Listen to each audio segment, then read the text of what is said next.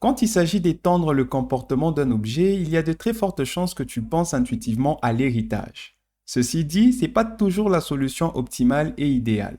Dans cette vidéo, je te propose de découvrir le pattern structurel Decorator et son implémentation sur Symfony. C'est un pattern qui paraît assez complexe, mais son implémentation est plutôt facile et je te propose de découvrir ça. Moi, c'est Bernard Ng de Devcast. Si le développement web t'intéresse, n'hésite pas à t'abonner et liker la vidéo pour soutenir mon travail. Surtout, active la cloche de notification pour ne rien manquer.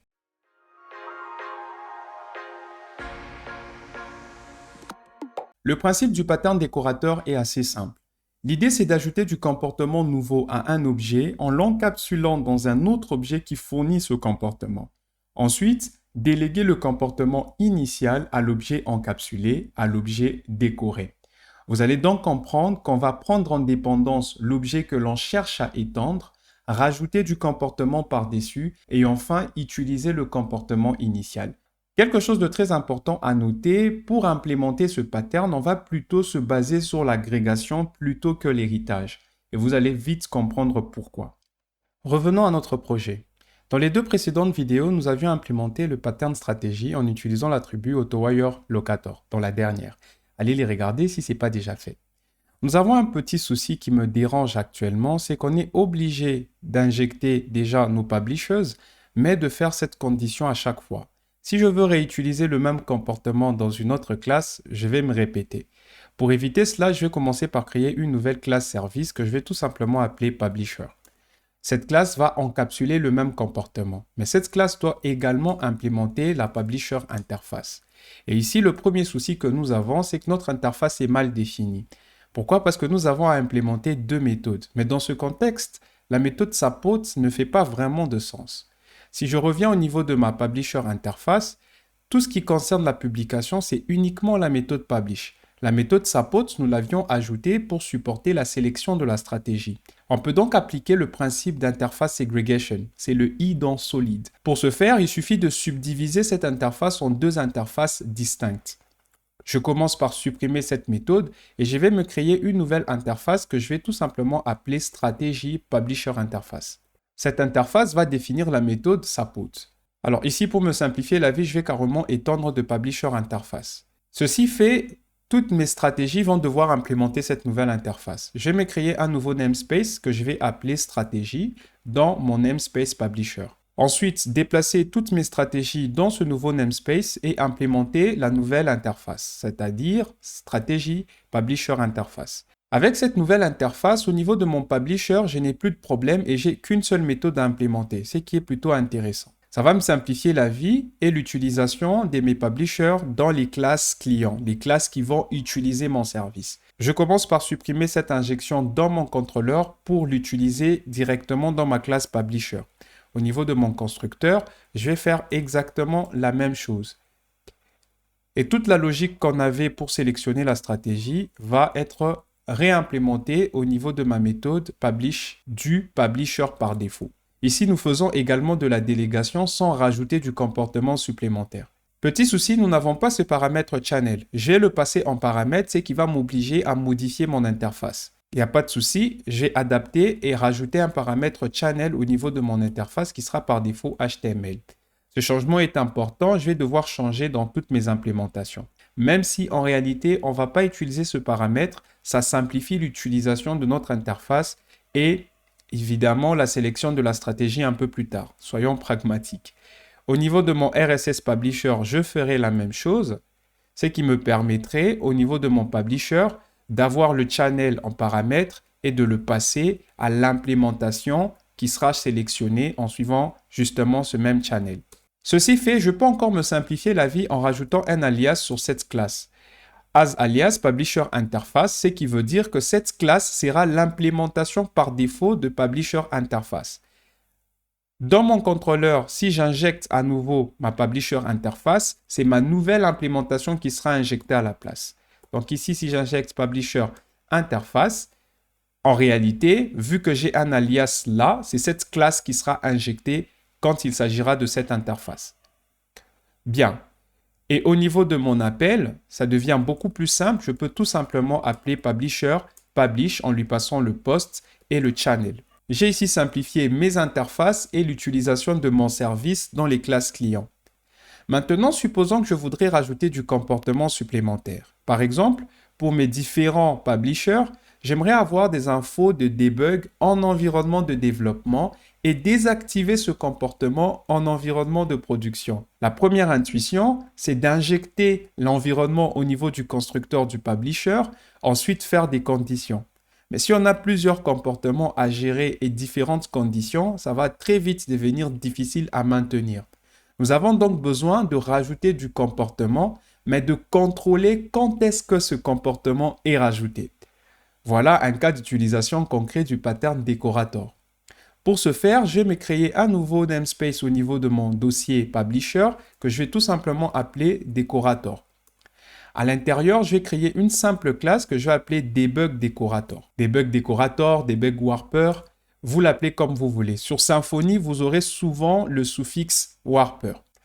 Cette classe doit également implémenter ma publisher interface. Vu que cette interface est simplifiée, je n'ai que la méthode publish à implémenter. Le principe même du pattern décorator, c'est justement d'avoir en dépendance une implémentation de la même interface et déléguer, juste après avoir rajouté un comportement supplémentaire, la véritable implémentation. Donc ici, dans mon constructeur, je vais venir injecter à nouveau, private, une publisher interface qui sera la véritable implémentation et je vais déléguer justement le comportement juste en dessous pour ne pas casser mon API. Et ici, ça sera post et le channel. Ceci fait, je peux rajouter du comportement avant et après l'appel de cette méthode. Comme j'essaye de faire du debug ici, je vais tout simplement utiliser la méthode dump et je vais dumper le post. Je vais également dumper le channel qui sera passé. Enfin, je vais dumper le publisher pour qu'on voie quel publisher a été injecté. Ceci fait, il faudra avoir un moyen d'injecter le debug warper avant d'injecter les différentes implémentations de notre publisher interface. Et pour ce faire, on a un attribut, vous l'aurez deviné, as décorator. Et on peut signifier qu'est-ce que nous décorons. Dans ce cas précis, nous allons décorer notre implémentation par défaut qui est publisher class. Et pour signifier au conteneur d'injection des dépendances d'injecter tous les décorateurs avant d'injecter les implémentations réelles, on va utiliser l'attribut AutoWireDecorated. Ce qui va nous permettre d'injecter les différents décorateurs avant d'injecter les véritables implémentations.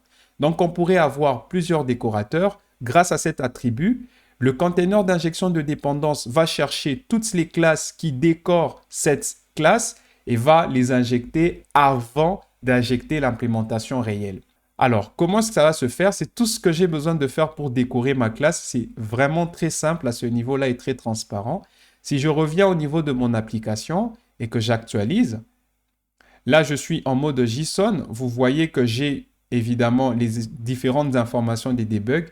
Mais si j'ai ce souci, c'est parce que mon application est en mode production. Je vais passer en mode dev. Je vais actualiser à nouveau. J'aurai la même chose, mais vous allez voir que j'ai maintenant des informations de debug qui se sont rajoutées. Ça, c'est génial. L'avantage que j'ai avec cette approche, c'est que je peux désactiver ces warpers si je suis en production. Pour ça, il y a un attribut plutôt intéressant qui s'appelle when, qui est dans le dependency injection. Et si je précise que je veux uniquement injecter ces décorateurs en environnement de développement, lorsque je vais passer en environnement de production, donc dans mon environnement, si je passe en production, ce comportement ne sera plus rajouté. Ça veut dire que j'ai le contrôle sur le comportement supplémentaire de mes publishers. C'est super d'avoir cette flexibilité-là. Revenons donc dans mon publisher et je vais rajouter un nouveau décorateur que je vais appeler logging décorator. Cette classe est simple, je vais tout simplement rajouter des loggings supplémentaires pour vous montrer qu'on peut rajouter plusieurs décorateurs sans se compliquer la vie. Un dernier décorateur que je vais rajouter, ça sera un monitoring décorator.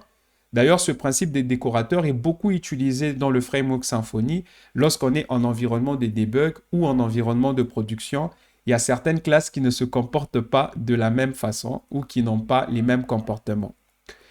Monitoring warper, et je vais tout simplement venir calculer l'usage de la mémoire et le temps d'exécution de mon publisher. Pour ça, j'utilise le composant stopwatch de Symfony qui est installé par défaut avec le framework.